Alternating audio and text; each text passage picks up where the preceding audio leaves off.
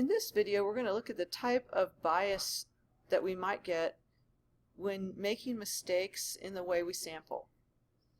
So first of all, let's define a sampling frame. A sampling frame is a list of individuals from which the sample will be drawn. Ideally, that would be the entire population that we are interested in sampling from. But sometimes that doesn't happen. There's a very famous poll that had very far-reaching consequences that I want to use as an illustration. In 1936, the headline of a major newspaper said, "Alf Landon beats FDR, Franklin Delano Roosevelt, in a landslide."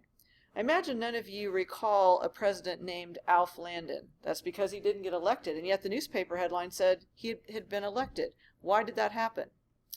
Well, it turns out there was a magazine called the Literary Digest, and it happens to be best remembered for this bad poll that they took that actually resulted in the magazine totally going under and no longer being published. So here's what happened. As it had done in 1920, 1924, 1928, and 1932, the Literary Digest conducted a straw poll, an unofficial vote, or just an election poll like we have very often, regarding the likely outcome of the 1936 presidential election. Before 1936, it had always correctly predicted the winner. The 1936 poll showed that the Republican candidate, Governor Alfred Landon of Kansas, was likely to be the overwhelming winner. This seemed possible to some as the Republicans had fared well in Maine, where the congressional and gubernatorial elections were then held in September, as opposed to the rest of the nation, where these elections were held in November, along with the presidential election as they are today. This outcome seemed especially likely in light of the conventional wisdom. "As Maine goes, so goes the nation," a saying coined because Maine was regarded as a bellwether state which usually supported the winning candidate's party. However, in November, Landon carried only Vermont and Maine. Franklin Delano Roosevelt carried the 46 other states. Landon's electoral vote total of 8 is a tie for the record low for a major party nominee since the American political paradigm of the Democratic and Republican parties began in the 1850s. After this election, the Democrats joked, "As goes Maine, so goes Vermont." The magazine was so discredited by this discrepancy that it soon folded. So what happened? In retrospect, the polling techniques employed by the magazine were to blame. Although it had polled 10 million individuals, of whom about 2.4 million responded, an astronomical total for any opinion poll, it had surveyed its own readers first, a group with disposable incomes well above the national average of the time, shown in part by their ability to still afford a magazine subscription during the depths of the Great Depression, and then 2 other readily available lists, that of registered automobile owners and that of telephone users, both of which were also wealthier than the average American at the time. So what we had here was a type of bias called undercoverage bias. So let's take a look at how I've defined that here. Undercoverage results when some members of a population cannot be chosen. In other words, the sampling frame is not the same as the population. So who was not chosen in this poll? If you didn't subscribe to the Literary Digest, if you didn't own an automobile, and if you didn't have a telephone, you weren't included. So who is not included? Pretty much all the poor and unemployed people, most of whom voted for President Roosevelt, or the eventual President Roosevelt. So they weren't counted in the poll, therefore the poll was highly biased in favor of Alf Landon. It overrepresented the proportion of people that were going to vote for Alf Landon and incorrectly predicted the outcome of the election. This sample, any sample with undercoverage, will not represent the entire population, and any numerical information from the sample will most likely underestimate or overestimate the true population value. Now there's something else that's interesting about this Literary Digest poll. So here's some more information about it. This election is notable for the Literary Digest poll, which was based on 10 million questionnaires mailed to readers and potential readers. 2.3 million were returned. So what kind of poll is that? Is it a random sample? No, it's a voluntary response sample. And we all know that voluntary response samples are very liable to be biased. The Literary Digest, which had correctly predicted the winner of the last 5 elections, announced in its October 31st issue that Landon would be the winner with 370 electoral votes. The cause of this mistake has often been attributed to improper sampling. More Republicans subscribed to the Literary Digest than Democrats and were thus more likely to vote for Landon than Roosevelt. However, a 1976 article in the American Statistician demonstrates that the actual reason for the error was that the Literary Digest relied on voluntary responses. As the article explains, the 2.3 million respondents who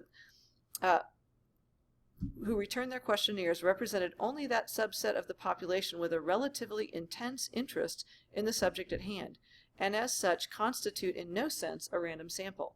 It seems clear that the minority of anti-Roosevelt voters felt more strongly about the election than did the pro-Roosevelt majority.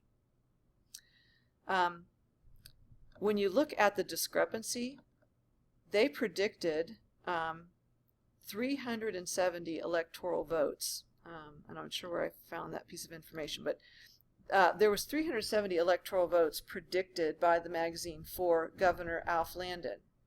However, he only got 8. So there was a huge discrepancy. So not only were some members of the population excluded in the sampling frame, resulting in undercoverage, but the voluntary response bias also affected the results because probably some of the Literary Digest people, subscribers, and some of automobile owners and some telephone owners, probably the majority of them were still for Roosevelt, since Roosevelt won by so much. But the people who responded to the poll were largely pro-Alf Landon. So they must have felt more strongly about the elections, further causing bias, or causing further bias. Okay, let's talk about another, and I want to add one more thing here. As far as undercoverage goes, there's an article here, and I will attach it on the notes online so that you can read it, but it says why polls tend to undercount Democrats, and it says that Democrats in general tend to be undercounted. And it's because that people who traditionally vote for Democrats include some groups of people who don't respond well to polling, such as minorities, young people, and recent immigrants. Those people tend to be either too busy or unconcerned with participating in a poll, or suspicious of the people who would ask questions of them. They wouldn't feel comfortable answering questions from a stranger. So they tend to be undercounted, and so polls tend to, in recent years, last 10 years or so, have tended to undercount the Democratic vote. So that's just kind of an interesting thing. A particular example of that, and one reason for that is called non-response bias. Non-response bias occurs when individuals chosen for the sample cannot be contacted or refuse to participate. If those who don't participate tend to have responses different from those who do participate, then the results are biased. So, for example, a lot of polling is done using random dialing of telephone numbers. So what do many people do when on their cell phone they get a number they don't recognize? They ignore it. And young people particularly tend to ignore numbers. And young people tend to rely solely on cell phones more than much older people who might have a landline and a cell phone. So there was a particular state, and I can't remember which one it was now, where Hillary Clinton was predicted to win sizably over Bernie Sanders in the Democratic primary. But it turns out Bernie Sanders won by quite a bit. Well, it turns out that young voters were not represented because either they weren't able to be contacted, or they refused to participate in polls. So young voters tended to not respond as well as older voters, or perhaps it was undercoverage. Maybe they didn't even end up in the sample at all, and so either through undercoverage or non-response bias, young voters were not included. Now students tend to get non-response bias mixed up with voluntary response. Non-response occurs when people are chosen for the sample but don't participate. So some sort of random process is done to determine what the sample is, but some people in the sample either can't be contacted or they refuse to participate. Voluntary response bias has no randomness to it. People just choose to volunteer to be in the sample if they want to, or they choose not to. But there isn't any randomness, so that's the difference. Now, response bias, as opposed to non-response bias, occurs when there is a systematic pattern of wrong answers based on a problem with the wording of the question or the way the survey was administered, such as the appearance of the interviewer, the order in which questions were asked, the influence of other people, or the lack of privacy or anonymity when sensitive questions are asked. So we did a little activity in class where students were given a slip of paper, and the first question on the paper said either, do you think the population of Pierre, South Dakota is greater than or less than, and then some people had 10,000 and some people had 100,000. The second question said, estimate the population of Pierre, South Dakota. So what we ended up with is a whole lot of people who estimated the population of Pierre, South Dakota to be in around the 20,000 or less range. And then we had another group who estimated the population to be 100,000 or more. And so students were kind of puzzled by that when they were giving the answers, because I didn't tell them that they had different slips of paper. It turned out that students who had 10,000 as their first question, is the population of Pierre greater than or less than 10,000, tended to guess around 10,000, and people who had the 100,000 in the first statement tended to guess around 100,000. There was one person that had 100,000 who guessed close to 10,000 because he just figured that was wrong. But most people were swayed by the original statement. That is an example of response bias. Another example might be the appearance of the interviewer. For example, a uniformed policeman knocks holding a clipboard and asks you, do you support the law enforcement community? You know, something along the lines of supporting police and doing something. Well, you're not going to say no to a uniformed police officer. You might say something negative about police if a civilian asked you, but if a police officer asked you, you're not going to say something negative, most likely, unless you're a very brave person.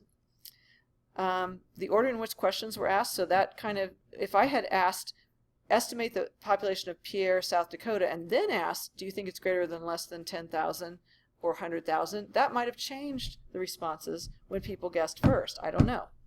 The influence of other people. If people can overhear your answer, or if you can compare answers with other people, you're probably going to be influenced by the way other people answer the question. So it's really important when giving a survey to make sure people cannot overhear other people's answers. The lack of privacy or anonymity.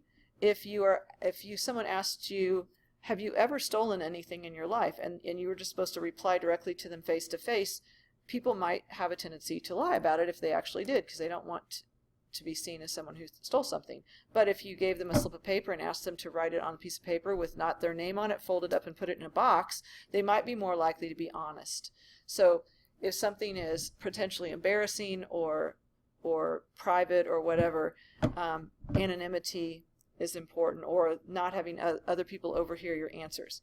So that's just a quick list of different ways that poll sampling can be affected by different types of poor designs in studies.